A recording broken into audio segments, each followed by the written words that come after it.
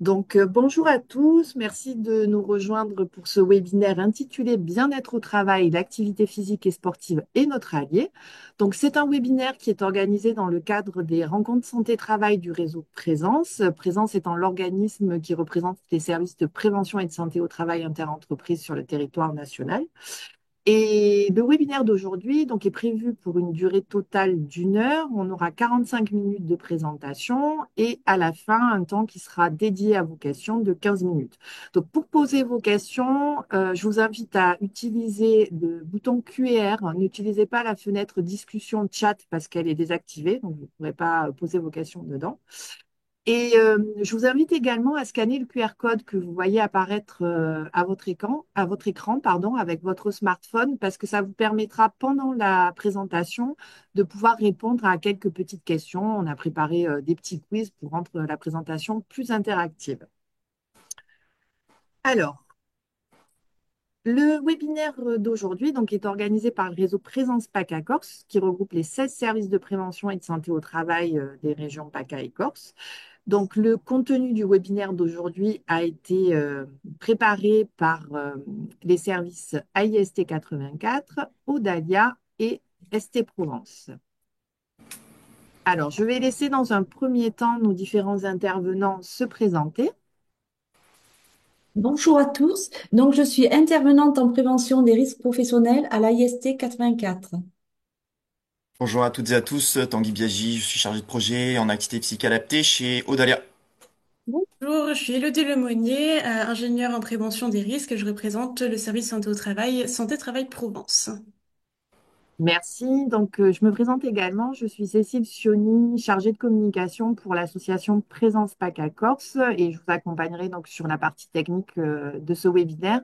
Je précise avant de démarrer que le replay et le support du webinaire seront disponibles d'ici quelques jours sur notre site internet présence-pacacorse.org. Vous pourrez les télécharger librement. Alors, avant de démarrer, je vous donne le plan du webinaire. Nous allons avoir trois grandes parties, avec une première partie sur de définition pour expliquer de quoi l'on parle quand on parle d'activité physique et sportive au travail. Ensuite, nous verrons quels sont les bienfaits de l'activité physique au niveau de l'individu, mais également au niveau de l'entreprise. Pour terminer ensuite sur une troisième partie sur la mise en œuvre des activités physiques en entreprise et nous verrons comment cela peut se passer au niveau de l'encadrement, quel est le rôle du service de prévention et de santé au travail, le rôle de la direction, le rôle des salariés moteurs et les dispositifs qui existent pour cette mise en œuvre. Pour démarrer, je vais laisser la parole à Élodie Lemonnier. Merci Cécile. On va commencer par une petite question ouverte pour débuter ce webinaire. Cette première question, ça va être le bien-être au travail pour vous, qu'est-ce que ça évoque? Alors, pour pouvoir répondre à cette question ouverte, il vous suffit juste de noter un mot ou plusieurs qui correspondent à ce que le bien-être au travail évoque pour vous, et puis cliquer sur soumettre, et puis vos réponses vont apparaître sur l'écran en face de nous.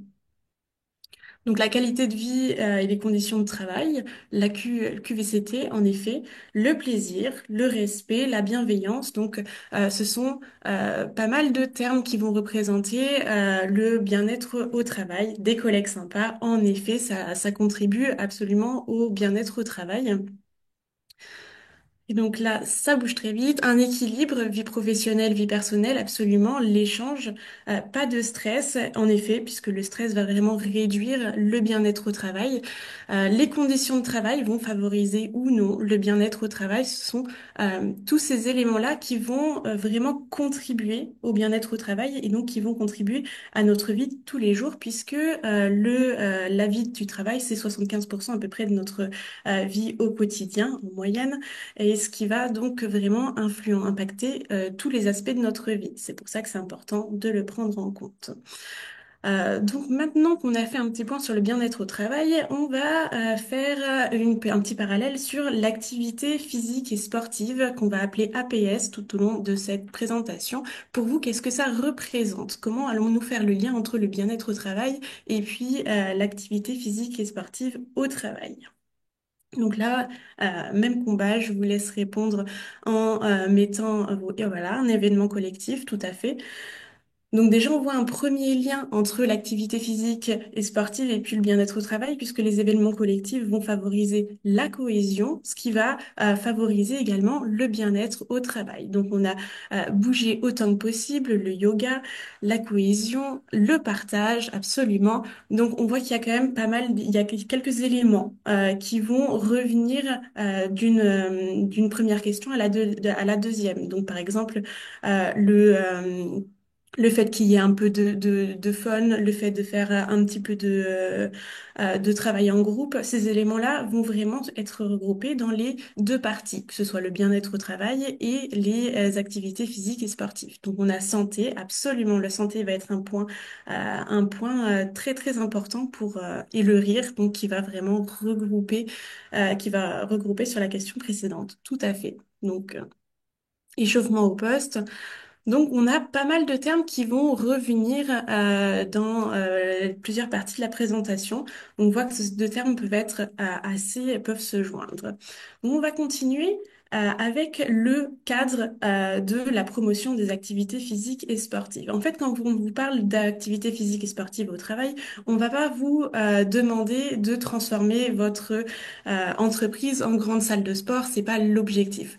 L'objectif, c'est vraiment de vous encourager à assurer la promotion des activités physiques et sportives au travail. Et on voit que ça, c'est une action assez cadrée. D'une part, par la stratégie nationale sport santé qui a eu lieu de 2019 à 2024 avec son axe numéro 1, promouvoir la santé et le bien-être par l'activité physique et sportive, les APS, qui comprend un axe phare, une première action qui était intitulée Développer la pratique des APS en milieu professionnel. On a également la loi de 2021, la loi santé-travail, qui renforce la prévention de la santé au travail. Cette loi-là, elle va cadrer aussi le rôle des services de santé au travail dans la participation aux actions de promotion de la santé, particulièrement en sensibilisant aux bénéfices de la pratique sportive. Donc ça fait vraiment partie de stratégie nationale de santé prévue dans le code de la santé publique. Donc on parle de santé au travail, on parle de bien-être au travail, on parle de santé publique également. Et puis, nous avons le plan Santé au travail 4 de 2020 à 2025 qui va encourager le développement d'une approche qui va être vraiment décloisonnée entre la santé publique, la santé au travail et la santé environnementale. Ça permet vraiment d'avoir une prise en compte beaucoup plus globale de la santé des différentes personnes afin de pouvoir mieux prendre en compte le traitement des maladies chroniques et puis de prévenir les risques multifactoriels et agir sur les déterminants de santé en milieu professionnel. On va faire un focus sur le plan santé au travail assez rapidement, à savoir que la promotion des APS est un élément en milieu professionnel qui va reposer sur le volontariat. Ça, c'est un principe très important dont on va revenir en troisième partie de la présentation. Il peut s'appuyer sur plusieurs éléments. Par exemple, la facilitation de l'accès des employeurs et des salariés aux différentes ressources qui vont être mises en place, mises à disposition. Donc ça, on va en voir quelques-unes en troisième partie de cette présentation. L'implication des CSE, la mise à disposition d'espaces ou d'activités pour les salariés volontaires. La promotion des APS va vraiment se faire dans un cadre qui prend en compte toutes les spécificités de votre entreprise. L'effet attendu de ce plan santé-travail va être de développer des comportements et un environnement qui vont être favorables à la santé pour améliorer l'anticipation des risques cardiovasculaires au niveau professionnel. Donc, ça va essayer aussi de réduire la sinistralité liées au malaise et aux accidents cardio et neurovasculaires au travail. La promotion des activités physiques et sportives passe par la facilitation de l'accès aux activités. Donc ça passe par pas mal d'actions de formation, de sensibilisation et d'information. L'idée, ça va être de combattre les idées reçues en entreprise, d'essayer de faire comprendre que la posture assise n'est pas la posture à adopter nécessairement dans toutes les activités en entreprise. On peut aussi permettre aux salariés de découvrir de nouveaux sports via des sessions de découverte lors des journées sécurité, journées cohésion, journées prévention. Proposer des subventions pour certaines activités, d'où le rôle aussi du CSE et des CE cette démarche. L'organisation de tournois interservices de différents sports. On peut également proposer la venue de certains coachs sportifs sur le lieu de travail, sur les temps de pause qui conviennent au plus grand nombre. On va également parler de motivation à la pratique des activités physiques et sportives sur les différentes parties de notre vie au travail. Donc, à commencer par le moment d'aller au travail. On peut essayer de motiver les salariés à bouger en allant au travail. Et pour ça, il y a pas mal d'éléments qui peuvent être facilitants, comme avoir des installations qui vont inciter les salariés à venir en faisant du sport. Et pour ça, avoir un garage à vélo sécurisé, un endroit pour pouvoir ranger son vélo en toute sécurité, avoir des vestiaires adaptés, bien entretenus, des douches, un espace pour pouvoir se changer et revenir bien plus frais au final au travail. Essayer de promouvoir les moyens de transport plus actifs, comme les transports en commun, le vélo, la trottinette, le skate, le roller, la marche, que sais-je. Essayer de se garer même un peu plus loin de son lieu de travail pour avoir un moment dans la journée où on peut marcher vont être des éléments un peu plus facilitants. On peut aussi aménager les espaces de travail pour favoriser les mouvements dans les différentes phases de travail. Par exemple, avoir un photocopieur décentralisé, des espaces de convivialité avec un mobilier adapté. On peut aussi investir sur les espaces de travail dynamiques pour essayer d'alterner au maximum les positions, proposer aux salariés des bureaux à hauteur variable, des squeeze-balls, des pédaliers, des vélos bureaux, des steppers. Il y a énormément de mobilier dynamique qui permettent de mobiliser un peu plus ses muscles en travaillant. Attention cependant, ces éléments ne sont pas des postes de travail à proprement parler. Ce sont des éléments qu'on va pouvoir utiliser ponctuellement, mais ce ne sont pas des postes de travail à utiliser tout au long de la journée au risque d'avoir certains troubles musculo-squelettiques qui peuvent apparaître. On essaye également de motiver les salariés à bouger au maximum dans leur vie au travail. Par exemple, marcher le plus possible. Si on a un mail à délivrer à quelqu'un qui est dans le bâtiment d'à côté ou dans le bureau d'à côté, on va plutôt favoriser la délivrance de ces informations par voie orale en marchant, en se déplaçant. Essayer de se mettre debout lors de certaines réunions ou visioconférences. Ranger son bureau quotidiennement en position debout sont des éléments qui vont vous permettre de casser un petit peu cette position assise prolongée. On essaye dans tous les cas de se lever toutes les 30 minutes, que ce soit pour aller boire un verre d'eau, pour changer de position, pour faire un ou deux étirements. Voilà, marcher au maximum. Si on a un ascenseur, on essaye de limiter l'utilisation de l'ascenseur pour marcher au maximum, prendre les escaliers. On peut aussi également intégrer le sport au travail via la mise en place d'échauffements en début de poste, d'étirements en fin de poste, la mise en place également de certaines pauses actives. Et puis, on peut aussi faire venir un organisme spécialisé dans l'activité physique adaptée au sein de l'entreprise elle-même. Il y a vraiment énormément de moyens d'intégrer le sport au travail sans que ça empiète sur le travail en lui-même. Merci Maintenant, Elodie. je vais laisser voilà, la parole à Françoise pour la Merci, deuxième partie. merci Elodie. Maintenant, nous allons aborder les bienfaits de l'activité physique au niveau du salarié, au niveau de l'individu et au niveau de l'entreprise. Concernant les salariés, les personnes ayant une activité physique insuffisante ont un risque de décès qui est majoré de 20 à 30% par rapport à celles qui sont suffisamment actives, selon l'Organisation mondiale de la santé. Les personnes qui ont une activité physique et sportive diminuent les risques de développer une pathologie chronique de 20 à 30%, tels que l'infarctus du myocarde et l'accident vasculaire cérébral, selon le professeur François Carré, qui est le professeur en cardiologie et également président du collectif pour une France en forme. Donc, selon vous, quels sont les bienfaits de la pratique régulière d'une activité physique et sportive sur votre état de santé? Là, je vais commencer.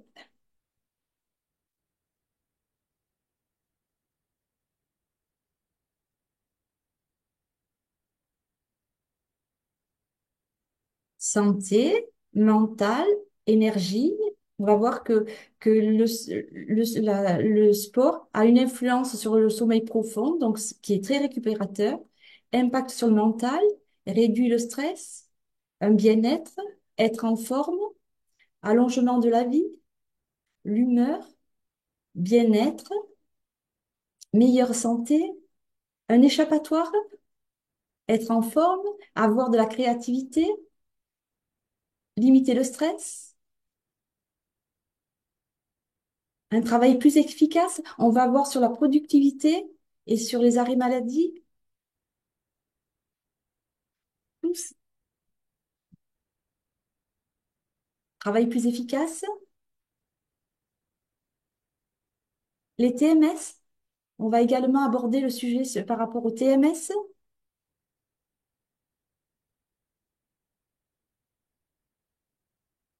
On va reprendre donc dans cette diapositive tous les bienfaits liés à l'activité physique régulière. Donc, améliore les aptitudes musculaires et la capacité cardio-respiratoire, améliore la santé osseuse et les capacités fonctionnelles, réduit le risque d'HTA, d'hypertension artérielle, de maladies cardiovasculaires, de cancer et de diabète, réduit le risque de chute ainsi que de fracture du col du fémur ou de fracture vertébrale, contribue à maintenir un poids corporel sain, améliore la santé mentale, diminution des symptômes de dépression et d'anxiété, améliore la santé cognitive, capacité de réflexion, d'apprentissage et de jugement, comme vous l'avez bien cité, améliore le sommeil par un sommeil profond très important qui est très récupérateur. Alors n'oubliez pas, pensez bien à flasher le QR code.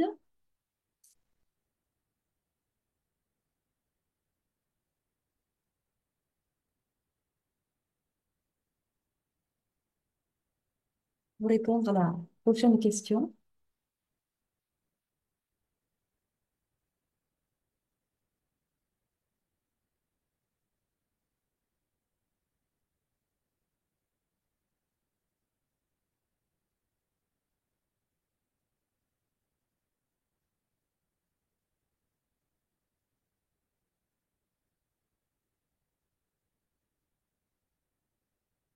Est-ce que les activités physiques et sportives peuvent avoir un impact sur les maladies professionnelles et les accidents du travail? Vrai ou faux?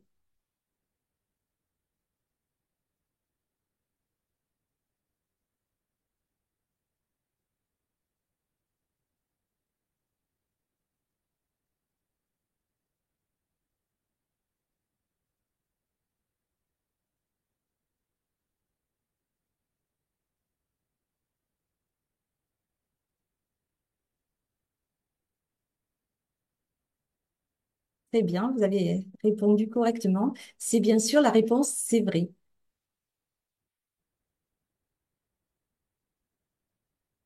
99%, on est là. Alors pourquoi? L'activité physique et sportive permet Juste, Françoise, excuse-moi, Oui, je t'interromps parce qu'en fait, j'ai eu un petit souci dans le partage de mon écran. Je vais relancer le partage de mon écran parce qu'il y a eu un petit bug. Donc, juste pour le confort de lecture, je vais relancer ça. Donc, ça fonctionne. Non, ça fonctionne pas. J'ai un souci. Alors, attendez, hein. Je vais le relancer. Excusez-moi. Je, hop, et là. Et est-ce que... Non, je n'arrive plus à partager comme tout à l'heure. Alors, attendez, j'ai un souci. Il ne veut pas.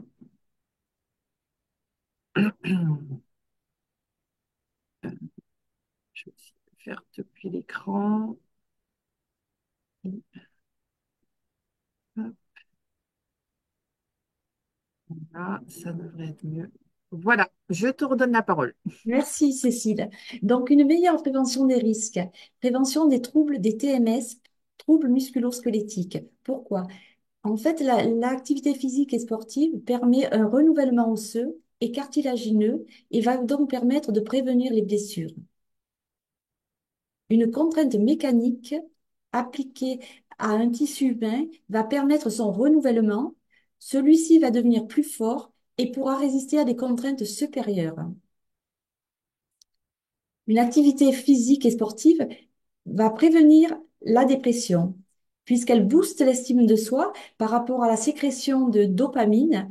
Donc, c'est l'hormone du bonheur, va créer de la joie et va permettre de diminuer le risque de développer une dépression.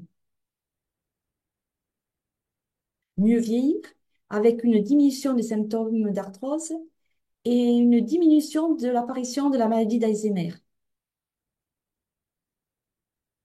On a vu les bienfaits de l'activité physique au niveau de l'individu, du salarié. Maintenant, on va voir au niveau de l'entreprise. Dans une société où le bien-être des salariés est devenu un véritable enjeu, de plus en plus, le sport est introduit au travail car source de bienfaits physiques et moraux, tant pour les salariés que pour les entreprises. On va avoir 4 points. Donc, meilleure santé du salarié, augmentation de la productivité, renforcement de la cohésion d'équipe, développement de la marque employeur. On va développer ces quatre points-là. Le sport va permettre une libération des hormones apaisantes, rôle dans la gestion du stress et sur la capacité d'un individu à faire face à une situation compliquée. Physique, élimination de toxines, protection contre les maladies cardiovasculaires, diminution du diabète, amélioration du sommeil et lutte contre la dépression.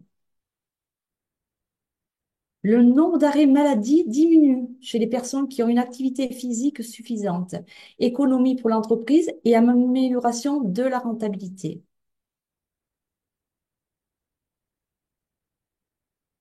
Donc, d'après une étude canadienne, le Québec, ministère de l'Éducation, un salarié sportif augmente sa productivité de 9% par rapport à un salarié inactif. Donc, le sport impacte la production de 3 façons: l'efficacité, l'absentéisme et le coût de remplacement du salarié. Concernant la cohésion d'équipe, l'activité physique et sportive renforce l'esprit de cohésion, permettant aux équipes d'atteindre un objectif commun et de s'encourager mutuellement. Il y a bien sûr un impact direct sur le climat général de l'entreprise en véhiculant des valeurs d'entraide pour souder les salariés. Et bien sûr, au sein d'un groupe, l'activité physique et sportive permet de favoriser les échanges. Alors, développement de la marque employeur, en s'y impliquant de près ou de loin dans le sport, l'entreprise reflète une image positive et dynamique. Le sport peut être un outil managérial en incorporant des notions de performance, de solidarité et de plaisir, mais aussi comme outil de prévention pour faire face au stress et aux problèmes de santé du salarié. Et pour conclure, je dirais que l'activité physique et sportive fait partie d'un cercle d'optimisation. Elle permet une amélioration cardiaque et de l'estime de soi. La personne va pouvoir et vouloir faire plus d'activité physique et ainsi de suite. L'activité physique et sportive ferait diminuer le taux d'absentéisme de 32% selon la Fédération française et sportive. Je vous remercie et laisse la place à Tanguy.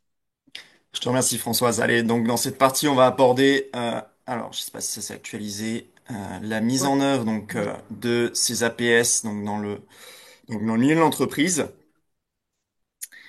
Alors tout d'abord une première question donc sur l'encadrement, qui dit encadrement dit temps de pratique. Donc selon vous, en termes de recommandations, alors bien sûr le temps que tout le monde arrive, en termes de recommandations selon l'OMS, quelle est la durée à privilégier par jour sur cette notion-là, sur l'activité physique et sportive? Alors, vous allez avoir la question dans quelques instants. Donc est-ce 15 minutes par jour, 30 minutes par jour, 1 heure ou 1 h 30? Alors, je vous laisse répondre pour vous positionner sur les différentes réponses.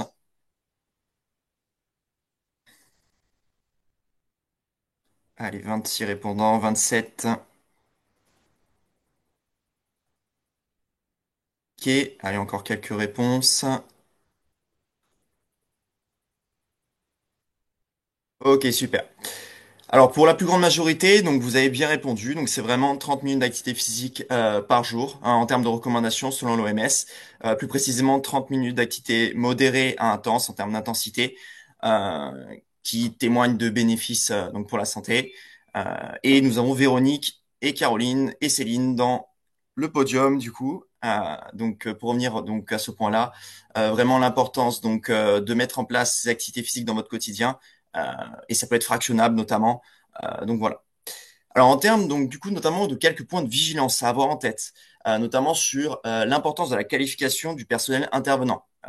Point très important, il est nécessaire de détenir une carte professionnelle pour pouvoir faire intervenir une personne sur cette thématique-là, qui est l'activité physique, notamment selon l'article L212-11 du Code du sport, qui permet à la fois donc aux entreprises d'avoir une personne qui détient un diplôme adéquat pour dispenser et réaliser des pratiques dans l'entreprise, mais également qu'elle ne possède aucune contre-indication quant à l'encadrement d'une activité physique sportive.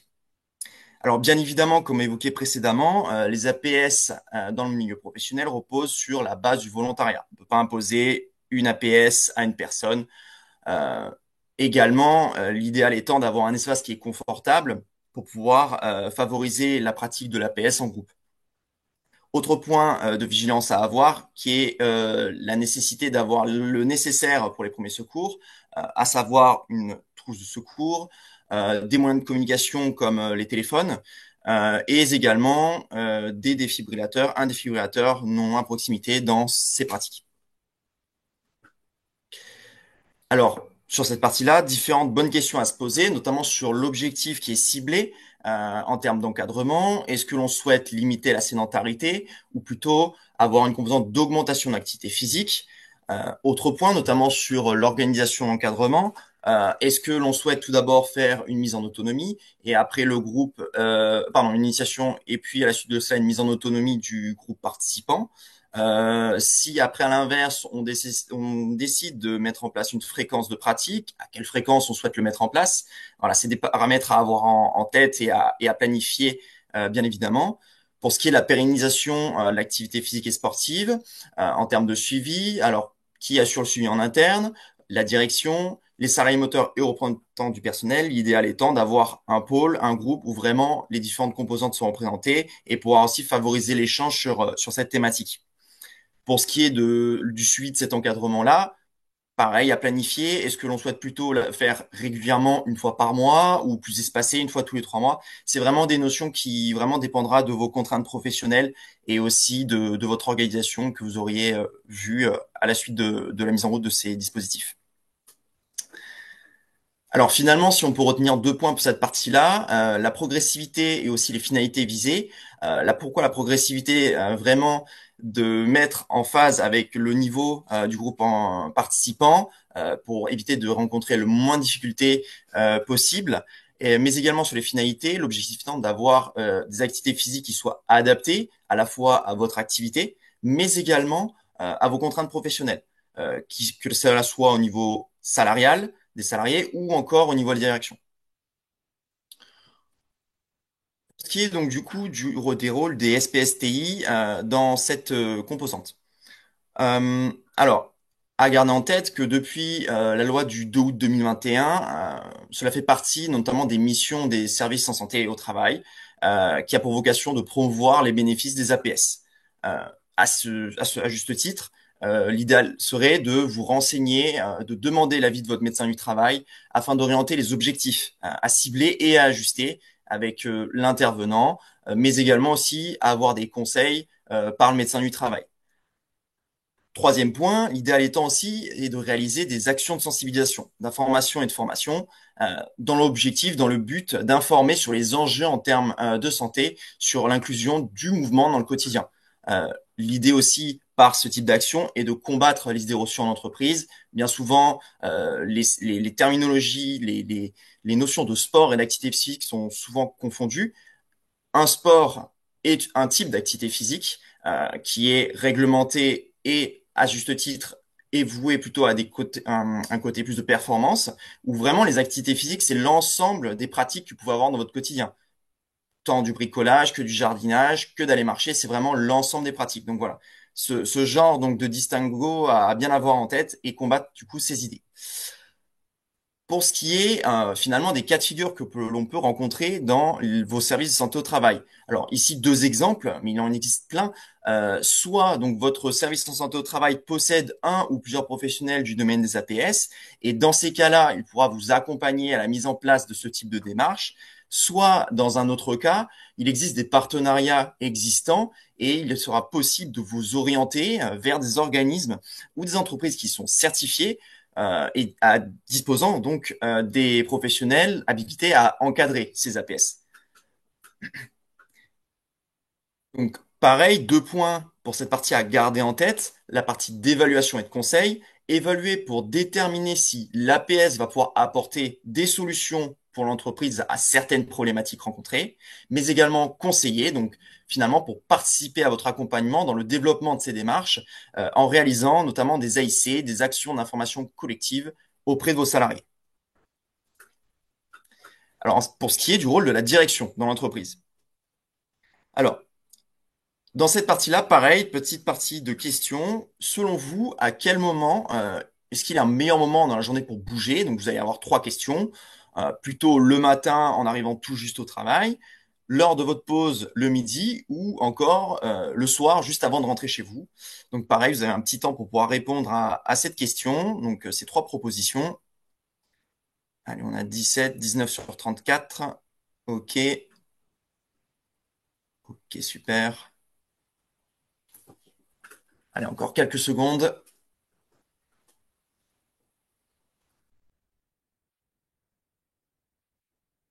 Ok, super. Allez, on va clôturer le questionnaire. Alors, finalement, dans l'ensemble des réponses, vous avez tous répondu juste. Il n'y a pas vraiment de meilleur moment pour bouger dans la journée. L'idéal étant, c'est de vraiment pouvoir déjà consulter. Alors, petit problème sur la diapo. Euh, Donc C'est l'idéal que étant, voilà, comme je vous disais, c'est vraiment de pouvoir le réaliser à tout moment de la journée, sans qu'il y ait forcément de moments à privilégier. L'idéal étant, c'est de pouvoir vraiment l'adapter à votre quotidien dès que vous avez un moment pour pouvoir pratiquer, ou encore aussi tout simplement par rapport à vos contraintes professionnelles. Euh, L'idéal, c'est de pouvoir conjuguer à la fois augmentation du mouvement de votre journée, mais aussi tout simplement votre emploi du temps, tout à fait naturellement. Euh, alors j'ai l'impression, alors j'en suis navré. Ah, là, voilà, ça y est, ça s'actualise. Excusez-nous. Donc au niveau des scorings, on est toujours à Caroline, Thibert et Christophe sur les trois premières places. Et c'est Caroline du coup qui remporte la médaille d'or, si je peux me permettre, dans ce petit questionnaire. Bravo à Caroline. Donc vraiment voilà. Donc pour ce qui est donc des différents points à aborder, il est important vraiment d'avoir en tête que peu importe les démarches qui soient réalisées, que ce soit des échauffements, que ce soit des séances d'activité physique, différents points à prendre en compte. Notamment pour encourager au changement, l'idée étant d'avoir un consulting des équipes. On entend par consulting enquêter auprès de tout l'ensemble des équipes en interne, avoir un retour à ce niveau-là et aussi travailler conjointement avec les équipes en CSE pour identifier potentiellement des freins si existants auprès du personnel.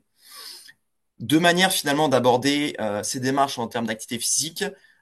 Soit on est sur une demande qui est auprès des salariés, qui vient des salariés. Donc c'est vraiment un indicateur très intéressant à prendre en compte car on a vraiment la volonté auprès du groupe salarial de s'intégrer dans ces pratiques-là et c'est un signe de motivation. Donc vraiment un très bon indicateur pour mettre en place ce type de démarche. L'idéal étant pareil, c'est toujours d'avoir un consulting des représentants, du personnel, et après pouvoir le lancer de façon idéale par la suite. Ou cela vient directement de vous, chef et chef d'entreprise, donc de votre initiative. Et de la même manière, l'idéal étant, c'est de consulter toujours les équipes pour pouvoir impliquer l'ensemble du personnel à tous les niveaux et en les rendant finalement acteurs de ce changement pour leur santé. Deux éléments à bien garder pour cette partie-là en tête, c'est de valoriser et d'intégrer. Alors on entend par valoriser vraiment de valoriser le mouvement, ce qui permet d'éviter que les salariés ressentent une appréhension, notamment quant à une éventuelle dégradation de leur image auprès de la direction. Par exemple, si vous intégrez des pauses actives dans votre journée, peut-être des appréhensions, est-ce que si je bouge un peu plus, on va penser que je fais moins mes activités professionnelles. Donc vraiment, l'idée étant, c'est de rassurer à ce niveau-là que c'est OK. Donc vraiment de valoriser le mouvement. Mais également sur l'intégration, donc de proposer des APS de manière régulière et accessible au quotidien pour faciliter finalement son adoption et son développement. Donc de pérenniser les activités physiques et sportives dans votre entreprise. Pour ce qui est du rôle du salarié moteur.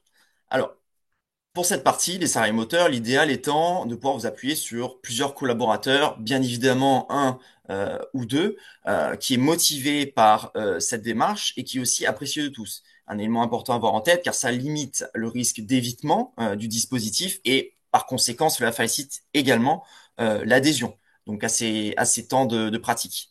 Euh, si on veut dire, la chose la plus optimale, c'est aussi d'avoir des personnes qui soient habituées à la pratique d'un entretien physique, pour qui ces thématiques et ces habitudes sont quelque chose de plutôt quotidienne, qui ont vraiment une habitude donc dans ces pratiques. Euh, et aussi penser à avoir au moins, j'ai envie de dire, deux personnes, ce que je recommande en général, ce qui permet d'assurer la pratique de l'APS.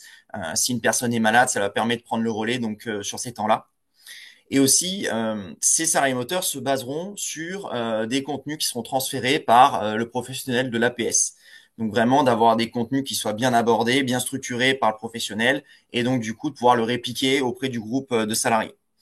Cela permet aussi de pouvoir réaliser un retour auprès des représentants du personnel. Donc finalement d'avoir ce lien-là entre le personnel direct, leurs représentants, la direction et aussi donc le service santé au travail. Donc voir à quel niveau cette démarche-là s'est inscrite dans l'entreprise.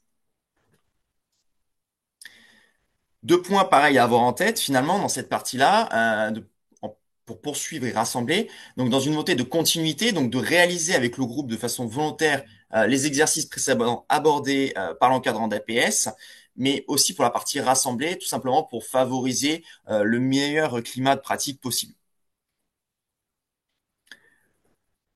Alors maintenant, donc sur cette partie-là, en termes de dispositifs, donc sur les dispositifs existants auprès des entreprises, donc un document très intéressant à avoir en tête, qui est un guide qui a été mis en place par le ministère chargé des Sports, donc intitulé Cadre normatif applicable en matière d'activité physique et sportive en milieu professionnel.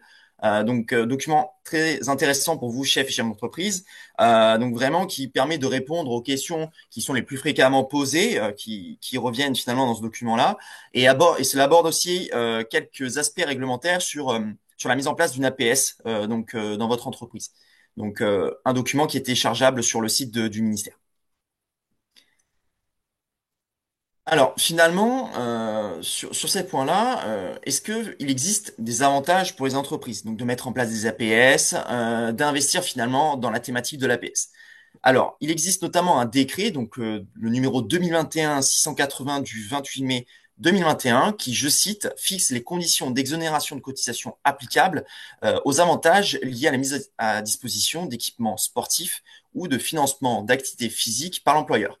Alors, voilà, à ce niveau-là, donc pour ce décret-là, il semblerait avoir des avantages pour vous, chef et chef d'entreprise, pour votre entreprise. Donc, si vous investissez dans du matériel, donc notamment à ce niveau-là, n'hésitez pas à vous rapprocher, à consulter organismes et professionnels afin de vous faire conseiller sur ce type de démarche. Bien évidemment, qui dit dispositif dit SPSTI. Si cela est proposé par votre SPSTI, que cela soit dans l'offre socle, donc dans vos cotisations, ou en offre complémentaire, voilà, je vous invite vraiment à vous rapprocher de votre service en santé au travail pour faire un point à ce niveau-là, voir les offres existantes. Et pour avoir plus de précision également. Merci beaucoup donc à nos trois intervenants. Donc, avant de passer aux questions des participants, je vous rappelle que vous pourrez retrouver le replay et le support PDF de ce webinaire donc d'ici quelques jours sur notre site internet présence-pacacorse.org.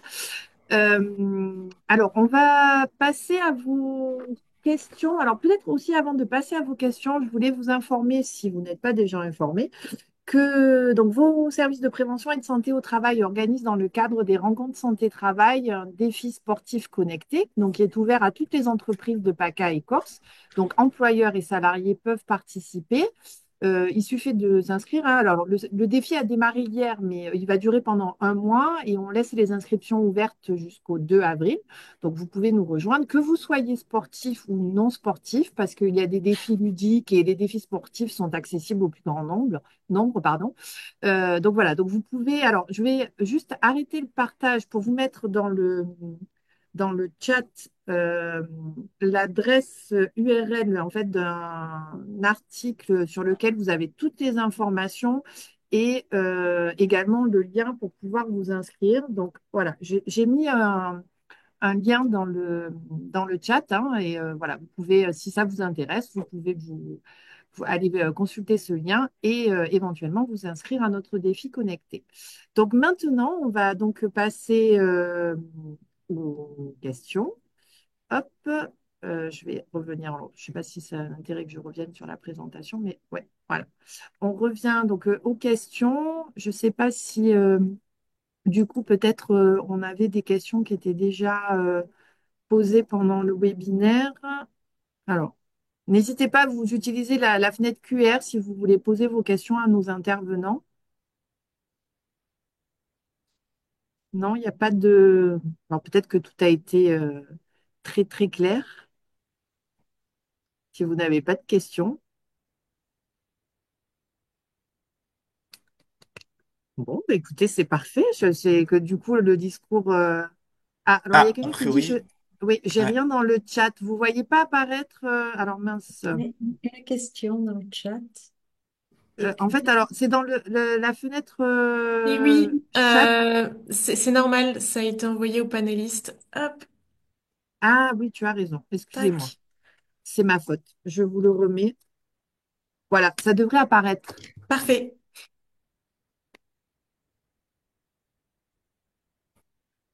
Merci de nous avoir informés.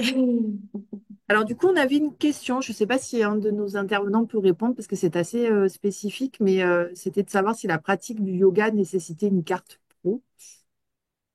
Alors pour le yoga, c'est soumis à, si j'ai bonne mémoire, à une formation, donc à la détention d'un diplôme. Donc logiquement, c'est relié avec ce genre de dispositif, donc carte professionnelle. Ce qui est sûr, c'est que c'est un diplôme, ça pour sûr.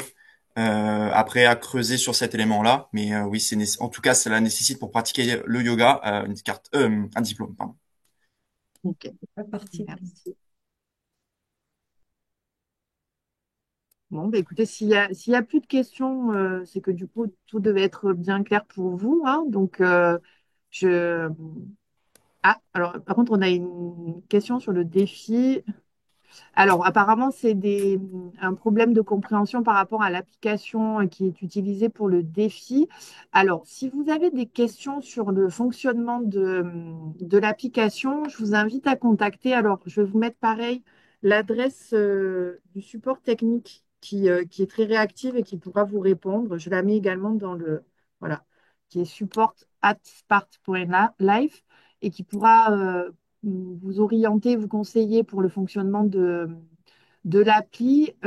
Sur le lien également de l'article que je vous ai donné, il y a un lien pour le replay du webinaire qu'on a organisé aussi qui répond à pas mal de questions sur le fonctionnement de l'appli. Donc, vous pouvez également le consulter.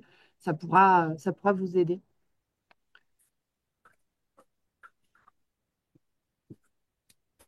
Alors, le lien ne fonctionne pas de mon côté. Vous n'arrivez pas quand vous cliquez sur le lien? Je vous ai renvoyé le lien en discussion privée. Peut-être que là, ça va mieux fonctionner.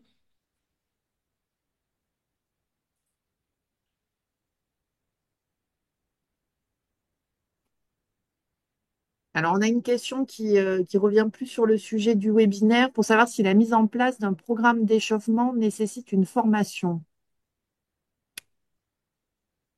Alors, je ne sais pas si on peut répondre à cette question. Alors oui, pour la personne, alors on peut former un salarié relais dans l'entreprise pour pouvoir mettre en place un programme d'échauffement au sein de votre entreprise.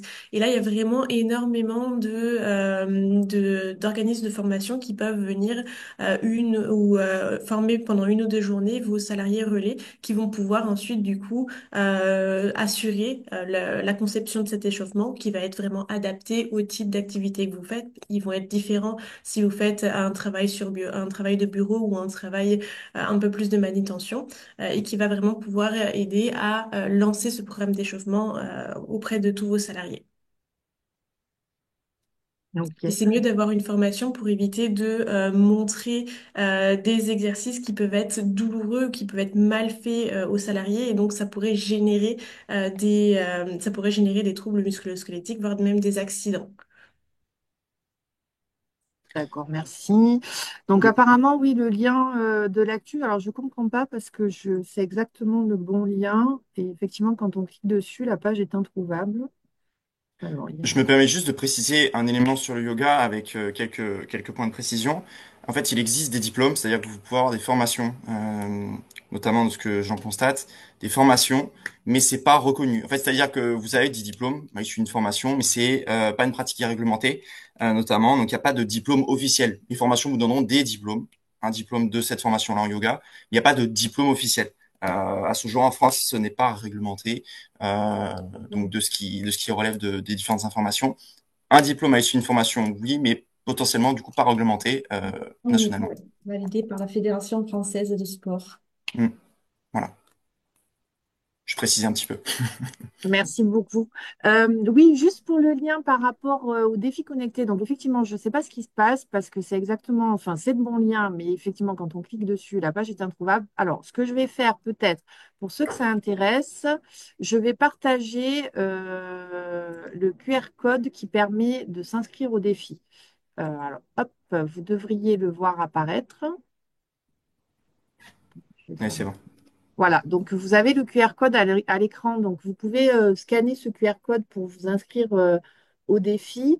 Et si vous avez besoin d'informations pour savoir comment fonctionne le défi, alors du coup, comme le lien de l'actu ne fonctionne pas, ce que je vous propose, c'est que je vais vous mettre mon adresse mail dans le chat. Donc, n'hésitez pas à m'envoyer un mail si vous avez besoin d'informations pour savoir comment fonctionne le défi. Comme ça, je pourrais vous renvoyer par mail. Hop, je vous mets le... Voilà, vous avez mon adresse mail dans le chat et je répondrai avec plaisir si le défi vous intéresse. Et je vais répondre à la dernière question. Peut-on utiliser des exercices d'échauffement ou d'étirement en ligne pour la pratique en entreprise? Oui, bien sûr, vous pouvez. D'ailleurs, le réseau Présence a mis en ligne quelques vidéos d'étirements et d'exercices sur son site internet. Tout à fait.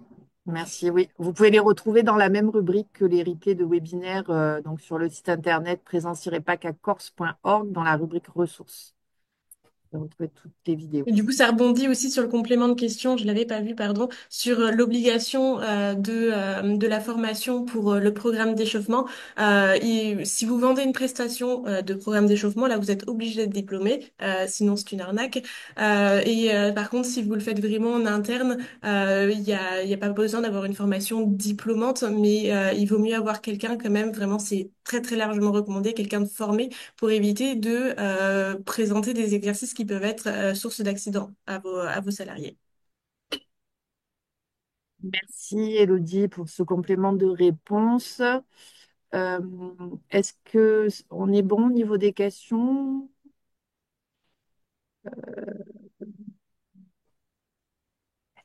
Oui, j'ai l'impression on a traité toutes les questions.